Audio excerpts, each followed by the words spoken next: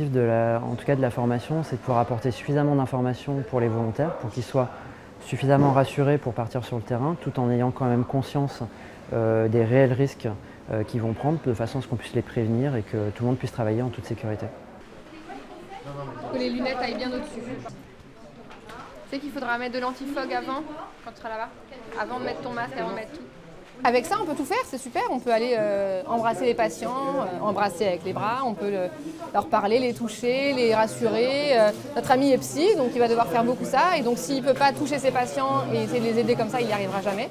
Donc c'est grâce à ça qu'on peut bosser correctement. Il va falloir s'habituer aux 46 degrés à l'intérieur de la combinaison, au déplacement très réduit, une mobilité qui est très difficile.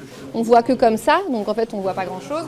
Donc ça, c'est des choses où ils doivent s'habituer. Et c'est un peu le but ici, on les fait marcher, on les fait se déplacer, ils se rendent compte à quel point c'est compliqué de se déplacer avec cet attirail. Peut-être ça désacralise un peu cette maladie qui est tant médiatisée et qui fait si peur que ça, mais je ne me sens pas plus stressée que dans mon travail habituel. Les moyens ne sont jamais suffisants. Maintenant, je pense qu'il y a quand même de gros moyens effectivement, qui sont mis en place et j'espère qu'en tout cas, on arrivera à arrêter la progression en tout cas, de la maladie.